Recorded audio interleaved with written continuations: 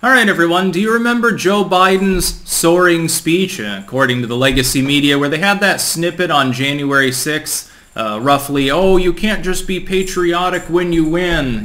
You're eroding democracy by questioning election integrity. And I call upon legacy tech to do more, by the way, to police disinformation about this and about COVID. These are all Biden concepts. Biden's fans support the concept and the notion. They have no problem with it. They think that Biden is a unifier still. I guess unifying people in derision at his stupid policies kind of counts. So, I'll give you a half-true in the fact-checking on that one. But now Biden, I guess he has to label himself unpatriotic because at his presser the other day, one of the questions he was asked was with regards to election integrity. And he's like, well, I don't know that I can trust the election results. I don't know if I can respect those unless my election bills are passed, which, of course, they died in the Senate as of the other day. Manchin and Sinema did what they proclaimed they were going to do. They joined the Republicans in a bipartisan effort to save the concept of the Senate, which is not meant to be a directly Democratic edifice. Indeed, if you wanted to be an originalist, as some of the Democrats allude to, they're like, well, the filibuster didn't initially exist. And of course, for a long time, you had to stand there and talk the entire time. To filibuster, you had to have a rotating cast of people that would endlessly quote Bible passages or read Mother Goose. But originally, the Senate wasn't even appointed into its position. Senators weren't voted on by the public. They were voted on by state houses. So if you want to be an originalist, why go back to the 19th century when you can go back to the late 18th century? I would support that, by the way, because it was never meant to be a direct democratic edifice. But getting past that, first let's examine the bills. These bills effectively violate the 10th Amendment and countermand the state's proper role in determining their election laws. Nothing in any of those laws can be reasonably construed as having a racial motive or any other discriminatory motive, which is the only underlying basis for which you could oppose them. These election laws provide that all people, not based on race, not based on gender, not based on wealth or anything like that, have to have a form of ID in order to register to vote. That's basically it for many of these laws. They also provide that absentee balloting should be properly understood for absentees as opposed to universal mail-in. What this attempt was by Biden and by others with the John Lewis Voting Act, etc., is to make a non-issue prevalent in the minds of a partisan minority, which is Democrat partisans at this point. That there's something wrong with the election system, but there's not. People haven't complained about the elections. I would note that virtually all of the proposals that are being made in places like Texas, Florida, Georgia, that are pertinent, that are addressed by these bills, have already been used in a plurality of states for some time, whether it be voter ID laws, absentee balloting being limited, whether it be a limitation on early voting, which in some cases was actually expanded, like in the case of Texas, they lengthened that beyond what it had been. Polling place availability. I mean, the federal government can't step in and tell the states you have to have polling places in X, Y, and Z as locations. That wouldn't make any sense. That would give the federal government, if it had a partisan majority, the capability to deride voting in a state by limiting polling places. Just to be clear, nothing in this bill would prevent the federal government, if it passed and passed SCOTUS, which it wouldn't. It would be injuncted and it wouldn't be effective anyway. Nothing in there would prevent the federal government from preventing people in a state from voting. It would establish certain minimums, but it wouldn't have any bearing as far as helping people vote. People already have voter IDs. I was sparring with some commie, self-proclaimed, by the way, pro-downer on Twitter earlier, talking about, well, not everyone can afford an ID to vote. Look at the cost of state IDs. It's normally like $15-20. I'm sorry, having been raised poor, it was not an impediment to me in voting to acquire a driver's license. And that costs a little more. I think it was $35 when I first did that years and years ago in Vermont. I think it's 40 or 45 now. Especially with the Biden economy devaluing the currency so much, that's like the price of a cookie at some point in the future because of hyperinflation that we're now suffering under. So, I mean, it's not an impediment to people voting. Another big thing is, well, you're not allowed to hand out water in long lines. People will wait there. They'll pass out waiting to vote. No, they won't. You're allowed to hand out water. You just have to be 100 yards away from the polling place. But if you look at the states where this impacts, you still have social distancing. So that's like 100 people in line. It does not take long for 100 people to go in and out of the voting place. How long does it fucking take to vote? It takes a couple of minutes. So you're waiting in line maybe 15 minutes, 20 minutes at that point. You get your bottle of water from the friendly local Democrats that will talk you up during the meantime. They're just not allowed to be next to the polling place acting as though they were officials, election officials. Making it clear, I'm partisan, I'm giving you this water. Basically, I'm trying to get you to vote for my party. Think of it as a little bit of a waiting period for the flustering to wear off, for the hypnotism to wear off. Biden coming out, explicitly stating he will not trust the results of the upcoming midterm elections and presumably the 24 election, because they're not going to have the votes to pass something like this after the midterms. Let's face it, there will be a midterm massacre. At this point, it's just about how much blood is lost by the Democrats in their historic loss. There's literally, I can think of nothing at this point that would help the Democrats win the midterms.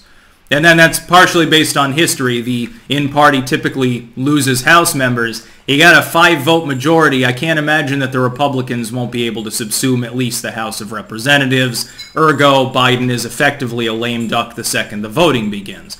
This, essentially, is Joe Biden countermanding his January 6th statements, which he probably can't help because he's got Alzheimer's. He probably forgot all about what he said because it was scripted for him. He just practiced a couple times, delivered a teleprompted speech, and then walked off. So he doesn't even remember what he said on January 6th. He should be removed from office, by the way, for dereliction of duty and for the fact that the founders would have found him unfit. They would have considered him a lunatic. He'd be in an asylum because of his cognitive decline. Anyway, it's countermanding that. And Biden, who played up a huge act about, Donald Trump tried to overthrow the election. He got people to try to commit insurrection by questioning the legitimacy of the 2020 election. It's been the big lie over the last year that's been peddled. It's not true. There was no insurrection. There was no riots fomented by Trump, although he does repeatedly question the election results. Let's be clear. But now Biden's doing the same thing. I thought that was dangerous and Russian propaganda. And I thought that there was punishment and chastisement for doing so. To be clear, even elements of the legacy media are reporting on this and they're being very critical. I'll give them credit for the first time in a long time. They're not bothering to circle the wagons on these remarks. And I don't know that it's going to go over very well with Biden's core fan base, because it might break the Trump derangement syndrome among some of them if they don't think that the voting thing is like their #1 goal. They might say, hey, I thought we voted Trump out and Biden's sounding like Trump now. They might put 2 and 2 together. On the string of late failures over the last few weeks, the OSHA mandate, Build Back Better being stalled, the loss of the voters' rights bills because of Manchin and Sinema, the party ripping itself apart, Biden not having any help from the far left because he watered down the infrastructure bill to appease Joe Manchin. This is going to hurt him even more. And of course, as I reported earlier in today's New Tech exclusive, make sure to follow me, link in the description to various other platforms that I put videos on. Biden right now is throwing up the most desperate Hail Mary yet with regards to N95 masks. I'll mention it in brief, but not in specific detail, because of course this is going on YouTube as well, and they have goofy rules with regards to medical disinformation. But he's handing out 400 million N95 masks to Americans, partially to make it look like he's going to be responsible for the inevitable reduction in Omicron cases over the coming month. Now those masks, hardly anyone will use them. That's barely enough to mask up the entire population, and they're only supposed to be used for 2 or 3 hours at a time, so it's not really going to reduce case totals, not by any measurable margin, but he'll take credit, and you watch, the legacy media will circle wagons on that one. They'll never ask why areas that don't have mask mandates have the same drop in Omicron cases by ratio. They'll hush that up. Independent media will tell you the truth, so stay tuned to this channel and many others. Biden is being unpatriotic by his own standards. Hold him to his own standards. He says one thing, then he says another thing directly opposite it. You can't be patriotic only when you win. But if we don't win, I'm not sure that I can respect the results of the upcoming election. It's because he expects to lose. This is, number one, it's hypocrisy. Number 2, it's evidence of his goddamn dementia. And number 3, it's an admission of expectation of stark failure. Not just a little failure, not just, oh shit, we lost the House by 2 seats and we have a 1-seat minority in the Senate. No, no, no. They expect far worse than that. Their internal polling is probably worse than the RCP aggregates are. Meanwhile, their way to try to force this through, which is again DOA because of Manchin and Sinema, they made it clear, but instead of trying to give them a bunch of carrots, they just keep hitting them with the stick and then expecting them to be the best friend of the Democratic Party. I think Manchin should register as an independent and say fuck it, he'd probably get reelected anyway.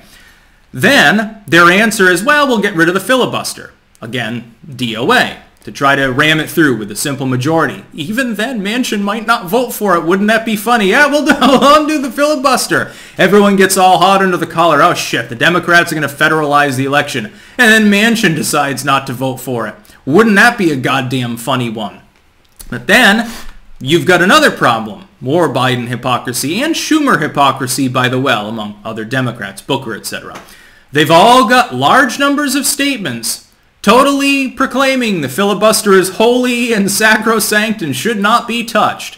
The Republicans are guilty of this too, by the way. They were gung-ho, many of them, for undoing it during the Trump years, and during the Bush years, and prior administrations. And the Democrats have done the same. And the quasi-nuclear option, once it was invoked with regards to judicial nominees, oh, didn't that go over so well? You effectively handed Trump 3 SCOTUS justices. And you were warned that that would happen by Boehner and others, but, you know, nobody ever listens to reason. The fact is, if we want true reform in the Senate, we would restore the state's right to vote for the senators and take it out of the hands of the public and put it back to the way it was in the late 1700s. If we want election reform, we would mandate voter ID in all states. The states have to take the fore on the issue, but we would be encouraging more states to take that up. We would be saying, look, the pandemic thing, we don't have to be afraid of that anymore. You can go to your polling place unless you're a legitimate absentee. Absentee ballots would go back to being scarce because they're really only for foreign dignitaries, people who are out of the country on some major work, they're a translator or contractor, and actively deployed military members. And that's it. That's the only absentee ballots you need. If you think so little of the process that you're not willing to stand in a line for 20 minutes, you probably shouldn't be voting anyway. And for Joe Biden to come out and say, oh, I won't respect the election results, is an admission that he expects to lose the House and probably the Senate. I would expect, if the election were held today, I would expect the Republicans to net a 20-seat House majority. I would expect them to have a couple-seat majority in the Senate. And it's moving in a direction that doesn't help the Democrats make up for that loss and make it look like they can squeak by and lose less than that. That would be a fairly large-scale loss. We're headed in the direction where if Biden continues to be a disunifying and incoherent figure, and I think he will, where the Democrats fumble around and resist having a central message, which they probably will, and where the Republicans keep gaining a registration advantage, it could be bigger than the Tea Party surge of 2010. By far. And that was a major thing, is all anyone talked about for 6 fucking months afterwards. Glenn Beck wouldn't fucking shut up on Fox News Network about it. I can't wait for the midterms. I don't care that it's probably, the results will be coming in at around 3, 4 a.m. my time. I'm going to be live streaming for hours. I'll have plenty of caffeine. I'll drink all 3 of those energy drinks back to back. That's how I'm going to deal with it, because it's going to be too good to miss. And Biden is setting the groundwork for him and his moron lemming fans to chant, well, the election was stolen from us. And you watch. Despite the fact that there will probably be some riots thereafter, possibly including deaths. Hell, maybe they'll do what they did in May with the Kavanaugh nomination, and they'll occupy the Senate, and when they don't get their way, they'll burn down a bunch of businesses in D.C. and assault the Secret Service, driving the White House into blackout mode, like they did with Donald Trump. You'll remember that particular attempted insurrection, by the way. There will be no punishment for people. YouTube won't ban them for saying that the midterms were fake. YouTube won't ban them for saying we need to fight like hell and take to the streets. Twitter won't do anything about Antifa members and BLM members coordinating riots on Twitter. Nothing will be done. They won't do anything. They'll be showing their cards and showing their ass at the same time. So Biden should probably be removed from office. He needs to be impeached, right? I was told this was fomenting sedition. It's dangerous, and it's also because of Russia. Well, it wasn't Donald Trump that took the sanctions off of Nord Stream. It wasn't Donald Trump that at the same presser said, well, if the Russians only stage a minor incursion into Ukraine, well, it's not that bad. A minor incursion's nothing to worry about, right? It doesn't really matter. A minor incursion's okay. If Russians just move into the areas of Ukraine that had a de facto vote to secede from their nation and start killing everything in their path, we'll put a little bit of sanctions on them. It's only if they try to occupy Kiev that we have a problem. By the way, Biden wouldn't do jack shit about that either because the Chinese have his whole fucking family over a barrel and everybody goddamn knows it, which is why he's got the moniker, Beijing Biden. That's about all. Peace out.